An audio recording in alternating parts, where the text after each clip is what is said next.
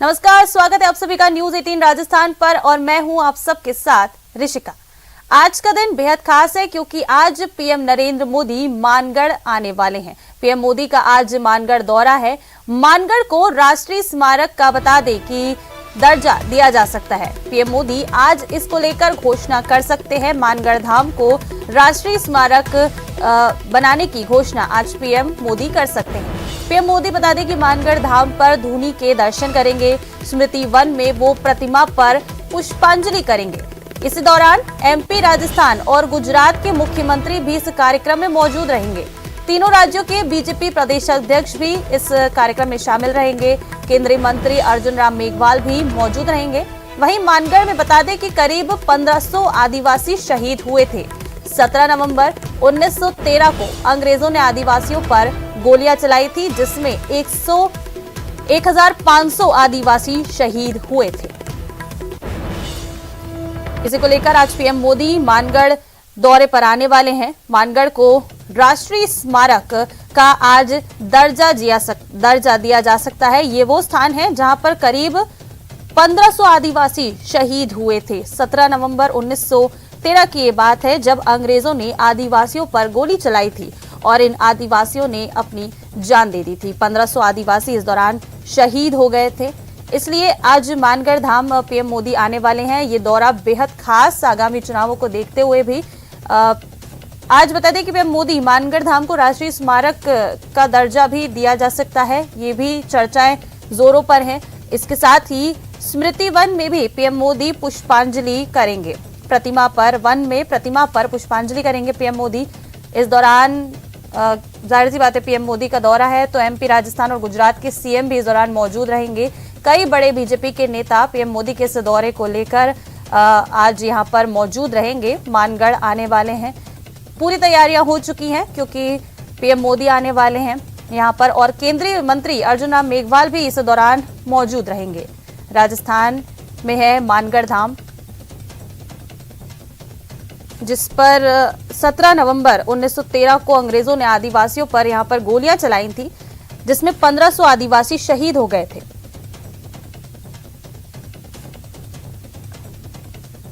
तो आज मानगढ़ में पीएम नरेंद्र मोदी रहेंगे।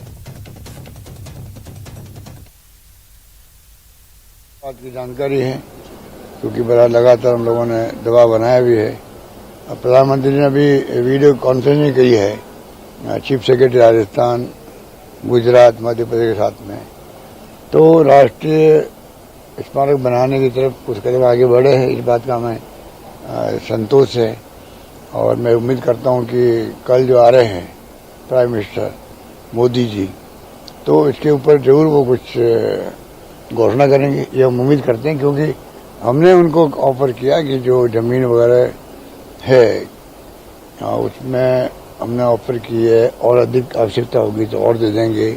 तो अच्छा स्मारक बने क्योंकि आदिवासियों की जो सेक्रेटरीज है वो लोगों के ध्यान में नहीं है, पता ही नहीं लोगों को।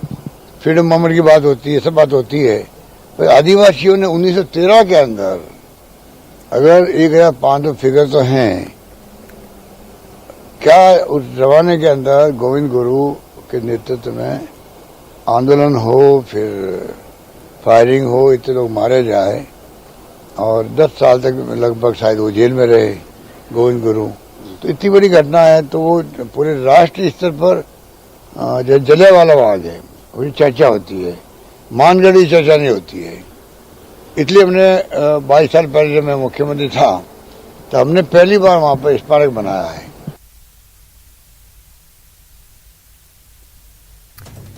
तो आज का दिन बेहद खास राजस्थान के लोगों के लिए। आज प्रधानमंत्री नरेंद्र मोदी मानगढ़ आने वाले हैं। पीएम मोदी का आज मानगढ़ दौरा है। कई बड़े नेता बीजेपी के इस दौरान मौजूद रहेंगे। एमपी, राजस्थान और गुजरात के सीएम भी इस पूरे कार्यक्रम के दौरान मौजूद रहेंगे। पीएम मोदी आज मानगढ़ आएंगे। यहां पर मानगढ़ को आज राष्ट्रीय स्मारक का दर्जा भी दिया जा सकता है और इसके साथ ही बता दें कि पीएम मोदी इस बात की घोषणा कर सकते हैं मानगढ़ को राष्ट्रीय स्मारक बनाने की। स्मृति वन में भी प्रतिमा पर पुष्पांजलि करने वाले हैं आज प्रधानमंत्री नरेंद्र मोदी। बता दें कि राजस्थान का जलियांवाला बाग माना जाता है ये मानगढ़ धाम। इसी को लेकर पीएम के साथ राजस्थान, गुजरात और मध्य प्रदेश के मुख्यमंत्री यहां मौजूद रहेंगे। गुजरात, राजस्थान के राज्यपाल भी इस पूरे कार्यक्रम में आज उपस्थित रहने वाले हैं। संत गोविंद गुरु की प्रतिमा पर पुष्पांजलि अर्पित की जाएगी। तो आज का दिन बेहद खास।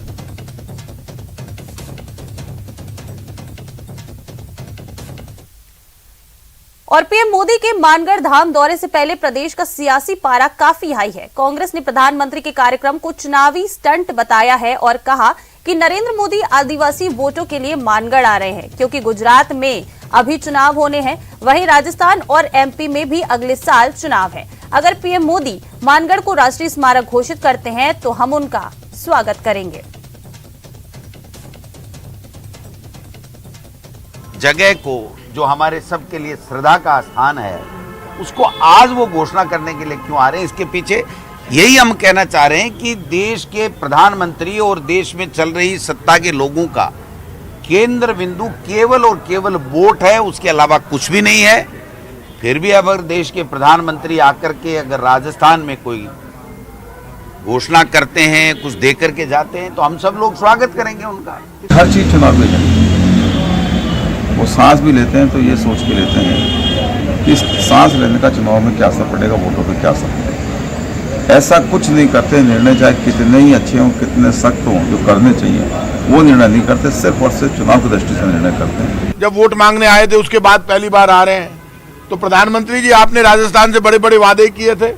पिछली मीटिंग में आपने कहा था ईआरसीपी के मुद्दे पर आपका वीडियो चल रहा है, तो 13 जिलों को तो पानी दे दो, आटे दाल चावल से आप टैक्स हटा लो। यदि आप टैक्स नहीं हटाते हो तो देश ये मानेगा कि ये भारत की जो बीजेपी की सरकार है, आपके नेतृत्व में काम कर रही है प्रधानमंत्री जी, वो अंग्रेजों के रास्ते पर चल रही है।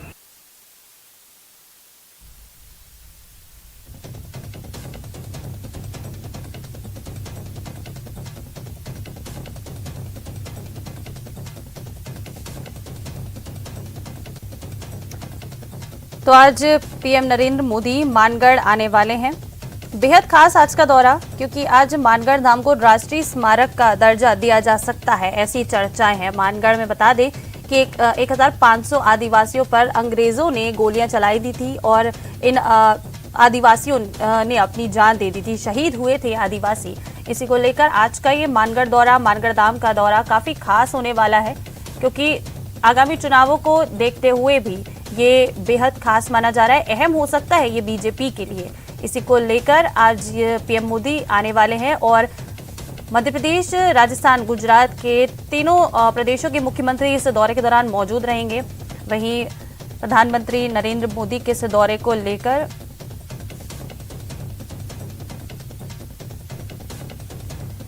तो ज्यादा जानकारी के साथ हमारे सहयोगी आकाश सेठिया हमारे साथ फोन लाइन पर जुड़ चुके हैं। आकाश, क्या कुछ तैयारियां हैं पीएम मोदी के आज इस दौरे को लेकर? मैं बताना चाहेंगे, तैयारियां जोरों शोरों से चल रही है और मोदी यहाँ पर 10:30 बजे या मानगढ़ के हेलीपैड पर उतरेंगे और वहां से दर्शन कर में स्थित उन्होंने जो एक पेड़ लगाया था उस पेड़ को भी देखेंगे और उसके बाद वहां से शहीद स्मारक पर आकर श्रद्धांजलि देकर सभा को संबोधित करेंगे। जी आकाश, चर्चा ये भी है कि आज मानगढ़ को राष्ट्रीय स्मारक का दर्जा भी दिया जा सकता है। पीएम मोदी आज इस बात की घोषणा कर सकते हैं, इसको लेकर कुछ जानकारी क्या आपके पास? जी बिल्कुल, ये कई लंबे समय से मांग उठ रही थी शहीद स्मारक को लेकर और आज ये मोदी आज सौगात भी दे सकते हैं, ये सुनने में भी आ रहा है। और इसी साथ जो कांग्रेस पार्टी है, अशोक गहलोत देख लो, बामनिया जी देख लो, इस शहीद स्मारक की मांग को लेकर कई समय से लगे हुए थे। जी आकाश, कौन कौन से नेता आज इस पूरे कार्यक्रम में शामिल होने वाले हैं? क्योंकि जाहिर सी बात है कि आगामी चुनाव जो हैं आने वाले हैं, राजस्थान में भी हैं, एमपी में भी हैं अगले साल, उसको लेकर के और बड़े जो सीएम हैं तीनों राज्यों के, एमपी, राजस्थान और गुजरात के सीएम भी इस दौरान मौजूद रहेंगे। तो क्या कुछ आज का पूरा जो कार्यक्रम है उसका क्या मैप है आपके पास? ये पूरा प्रोग्राम है आजादी अमृत महोत्सव के तहत मानगढ़ नाम की गौरव गाथा के तहत मनाया जा रहा है और इसमें राजस्थान के मुख्यमंत्री, गुजरात के मुख्यमंत्री, उसके बाद मध्य प्रदेश के मुख्यमंत्री के साथ साथ मुख्यमंत्री अपने राज्यपाल भी मौजूद रहेंगे और साथ ही कई बीजेपी के नेता है, कई जी ठीक है आकाश, आप हमारे साथ बने रहिएगा। हमारे सहयोगी कपिल भी हमारे साथ फोन लाइन पर जुड़े हुए हैं, कपिल से जानेंगे। कपिल, क्या कुछ आज पूरी तैयारियां हैं पीएम मोदी के दौरे को लेकर? आज मानगढ़ में बड़ी सौगात मिल सकती है।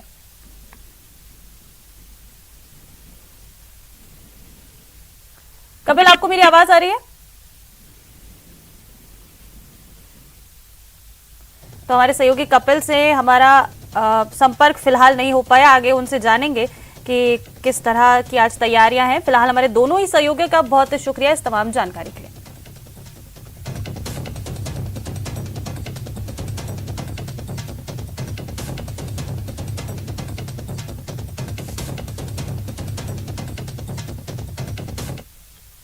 बांसवाड़ा जिले का मानगढ़ धाम आदिवासी अंचल के लोगों के स्वतंत्रता आंदोलन में दिए गए बलिदान की कहानी कहता है। प्रधानमंत्री नरेंद्र मोदी मानगढ़ धाम के दौरे पर आज आ रहे हैं। जन भावना को ध्यान में रखते हुए मानगढ़ को राष्ट्रीय स्मारक भी घोषित किया जा सकता है। ऐसे में आइए आपको बताते हैं क्या है मानगढ़ धाम का इतिहास।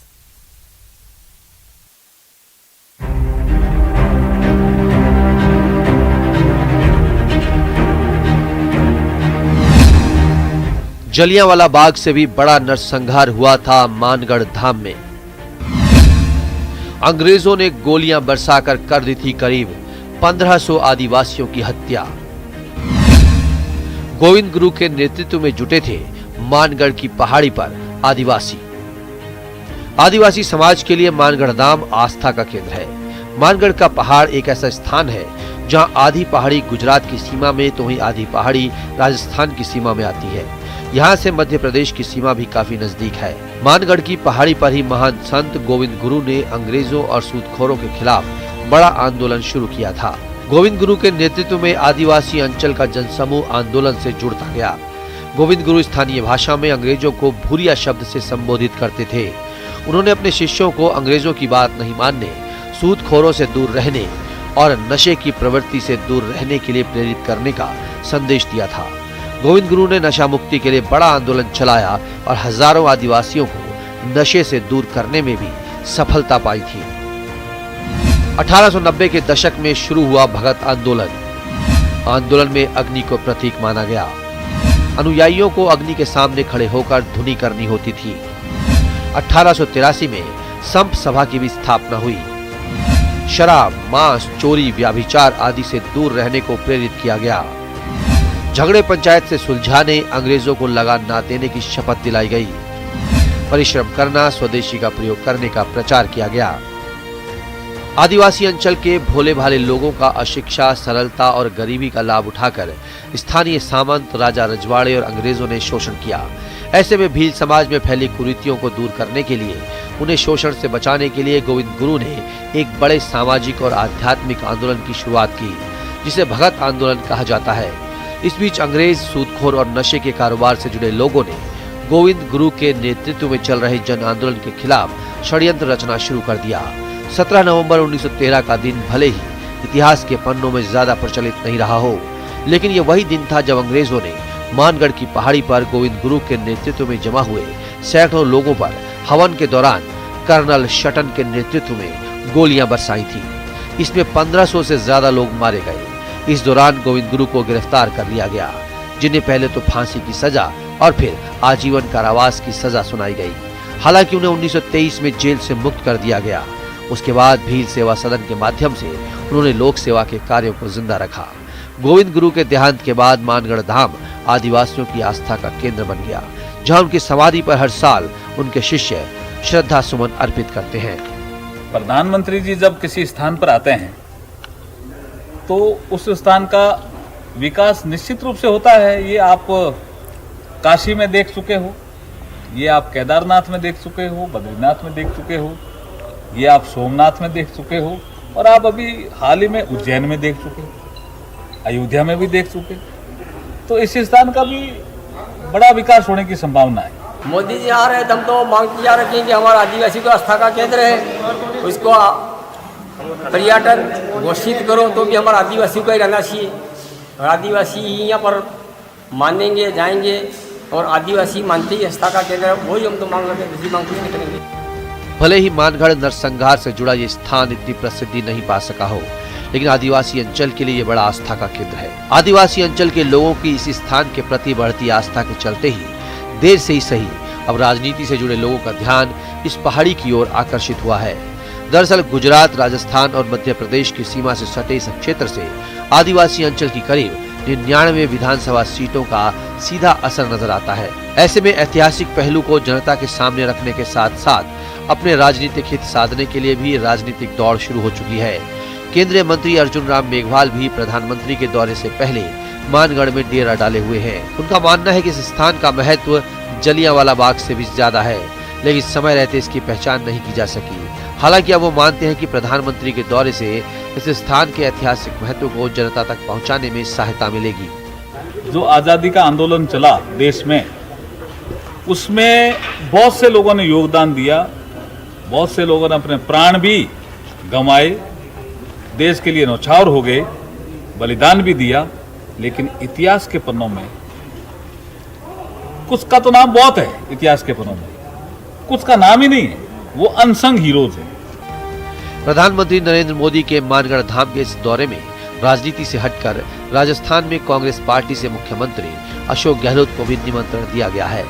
ऐसे में कार्यक्रम में गुजरात, राजस्थान और मध्य प्रदेश के मुख्यमंत्री की भी मौजूदगी रहेगी। हालांकि इस दौरान सभी की नजर इस बात पर है कि क्या प्रधानमंत्री मानगढ़ धाम को राष्ट्रीय स्मारक बनाने की घोषणा करेंगे, क्योंकि इसकी मांग लंबे समय से चल रही है। बांसवाड़ा से आकाश जैन के साथ न्यूज 18 राजस्थान के लिए कपिल श्रीमाली की रिपोर्ट।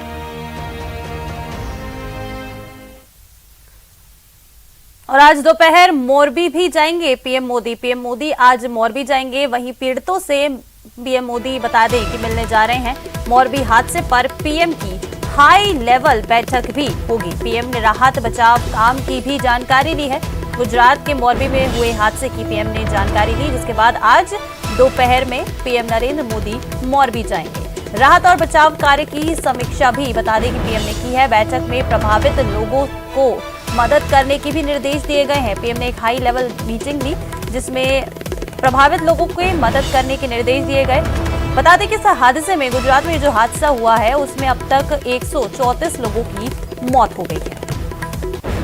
बड़ी खबर ये इस वक्त की, आज पीएम नरेंद्र मोदी दोपहर में मोरबी जाएंगे।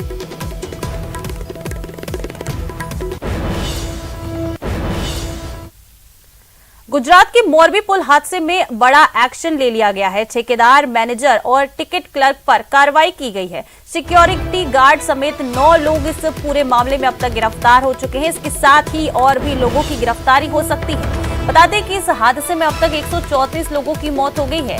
वहीं सेना ने अभी भी मोर्चा संभाल रखा है। रेस्क्यू ऑपरेशन जारी है। लापता लोगों की तलाश भी लगातार की जा रही है। बड़ा अपडेट मोरबी पुल हादसे में, गुजरात में जो पुल हादसा हुआ, मोरबी में जो पुल टूट कर गिरा है, उसमें अब बड़ा एक्शन लिया गया है। ठेकेदार, मैनेजर, टिकट क्लर्क पर कार्रवाई की गई है। सिक्योरिटी गार्ड समेत 9 लोग इस पूरे मामले में अभी तक गिरफ्तार हो चुके हैं और कहा जा रहा है कि इस पूरे प्रकरण में अभी और लोगों की गिरफ्तारी भी हो सकती है। 134 लोगों की इस पूरे हादसे में मौत हो गई। आगे बढ़ेंगे, रुक करेंगे एक बड़ी खबर का। कमर्शियल सिलेंडर में सस्ता हो गया है। बता दें कि आज से एलपीजी सिलेंडर के नए रेट जारी हो गए हैं। 19 किलो वाला कमर्शियल गैस सिलेंडर सस्ता हो गया है। 19 किलो वाला कमर्शियल सिलेंडर 115.50 रुपए सस्ता हो गया है। दिल्ली में कमर्शियल सिलेंडर 1744 रुपए का अब हो गया है। वहीं कोलकाता की बात करें तो यहां पर कमर्शियल सिलेंडर 1846 रुपए सस्ता हुआ है। मुंबई में कमर्शियल सिलेंडर 1696 रुपए सस्ता हुआ। बड़ी खबर, बड़ी राहत, कमर्शियल सिलेंडर सस्ता हो गया है। आगे बढ़ेंगे, रुक करेंगे एक और बड़ी खबर का। कोटा से इस वक्त की बड़ी खबर आपको बता दें, यहां जुए और सट्टे के खिलाफ कार्रवाई की गई है। 2 अलग अलग इलाकों से 10 आरोपी गिरफ्तार किए गए हैं। वहीं आरोपियों के कब्जे से 13,250 रुपए भी जब्त किए गए हैं। चेचट और सुकेत थाना पुलिस की ये बड़ी कार्रवाई। कोटा में जुए सट्टे के खिलाफ ये बड़ी कार्रवाई पुलिस की। चेचट और सुकेत थाना पुलिस की बड़ी कार्रवाई। 2 अलग अलग इलाकों से 10 आरोपियों को गिरफ्तार किया गया है। अलग अलग जगहों पर पुलिस ने ये कार्रवाई की। जुआ सट्टे के खिलाफ बड़ी कार्रवाई। आरोपियों के कब्जे से बता दें कि 13,250 रुपए भी जब्त किए गए हैं और साथ ही 10 आरोपी जुआ खेलते हुए गिरफ्तार किए गए। बड़ी खबर कोटा से इस वक्त की जुए और सट्टे के खिलाफ ये बड़ी कार्रवाई। चेचट और सुकेत थाना पुलिस की संयुक्त कार्रवाई। 2 अलग अलग जगहों से 10 आरोपियों को गिरफ्तार किया गया है। वहीं आरोपियों के कब्जे से बता दें कि 13,000 से ज्यादा रुपए भी जब्त किए गए हैं।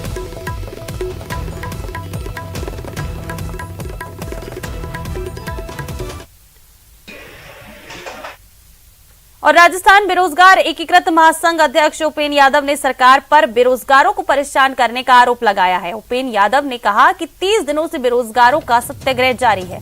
युवाओं को 3 बार हिरासत में लिया गया। क्या सरकार को वादे याद दिलाना गुनाह है? उन्होंने कहा कि जब तक मांगों पर वार्ता नहीं हो जाती और मुख्यमंत्री से मुलाकात नहीं हो जाती है, तब तक ये आंदोलन जारी रहेगा। बेरोजगारों की 20 सूत्रीय मांगों को लेकर गुजरात अहमदाबाद में 30 दिन से सत्याग्रह जारी है। इस सत्याग्रह के दौरान 3 बार युवा बेरोजगारों को गिरफ्तार किया गया। 8 अक्टूबर को 6 घंटे तक हिरासत में रखा गया। वहीं 17 अक्टूबर को 22 घंटे तक क्राइम ब्रांच अहमदाबाद द्वारा हिरासत में रखा गया और कल सुबह मुझे 5 बजे एक बार फिर हिरासत में ले गया। और आज वही पुलिस के द्वारा जब मैं गेस्ट हाउस में नहाने धोने के लिए आया तो अब नीचे पुलिस बैठी है और नजरबंद हमें किया गया है। क्या हम आतंकवादी हैं? क्या मैंने युवाओं की आवाज उठा के गुनाह कर दिया? क्योंकि कांग्रेस सरकार ने बजट में घोषणाएं की थी, मंत्रियों का लिखित समझौता था, इसके अलावा आंदोलनों के समझौते थे, लखनऊ समझौते। उन मांगों को पूरा करने के लिए लगातार हम सत्याग्रह कर रहे हैं। क्या सत्याग्रह करना सरकार को वादे याद दिलाना गुनाह है? क्या लगातार पुलिस हमें किस दिनों में गिरफ्तार कर रही है? और इस बुलेटिन में फिलहाल इतना ही। नमस्कार।